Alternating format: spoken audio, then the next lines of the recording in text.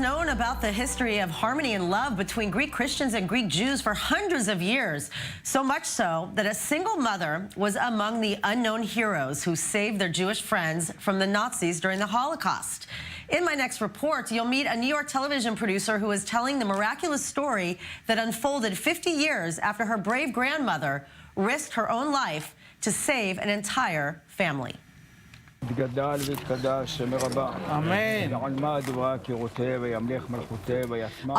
and Peretz Hasid are on the island of Corfu, paying tribute to an ancestor they never even knew existed. This is the grave of Savas Israel. He was originally buried. He died in 1944 on the island. And these Israeli brothers are alive today, thanks to a brave Greek mother and a community who saved from the Nazis their mother Rosa, a tailor named Savas Israel, and his daughters. Hi. It's okay, it's okay.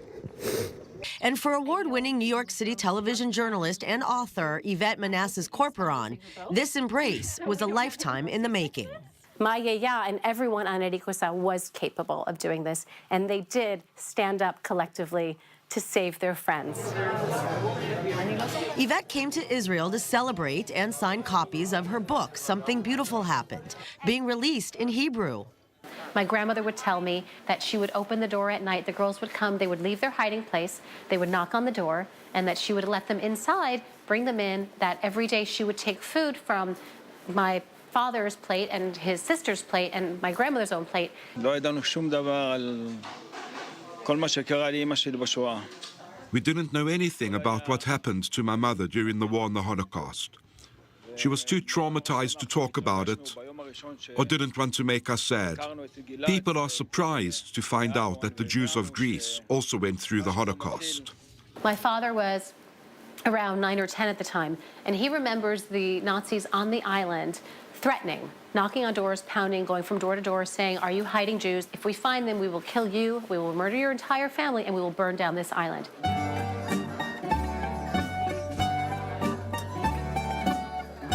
The staff of DNA and genealogy platform MyHeritage served up a Greek vibe for the emotional event with a happy ending. They called me the new Sherlock Holmes.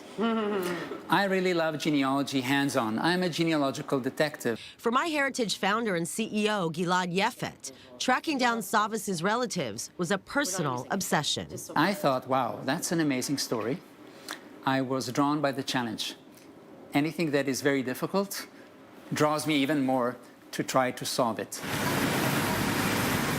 More than 7 decades after Avraham and Peretz's mother traveled the same waters to safety in Israel, and with only first names and a search of 3,000 gravestones. So by finding this fluke, this stroke of luck with 2 first names and guessing the Hebrew version and finding that they lived on the same address. Yefet solved the mystery of his career. He found himself in the home of the Hasid family, who had a black and white photo of Savas Israel himself. I told them, do you know who this person is on the wall? They said, we have no idea. This person was very dear to our mother, but we have no idea who it is. I told them, okay, sit down, I have an amazing story for you. This is Savas, your ancestor, and this is how your mother was saved.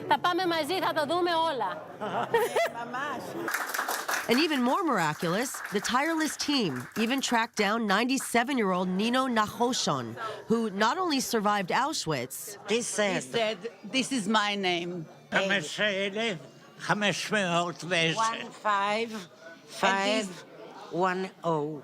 but the Corfu native remembers Yvette's grandmother and the family of Savas like it was yesterday. אף אחד לא יתנהג כמו המשפחה שלה. Nobody was caring like your family. He remembered. No. Nino, although he went through hell, was willing to speak of it because he understood how significant it was that we remember this story and stories like it and how important it is for history. And when I first met Nino, he told me nobody cared. No one cared about his story. No one cared about the Greek Jews of Corfu.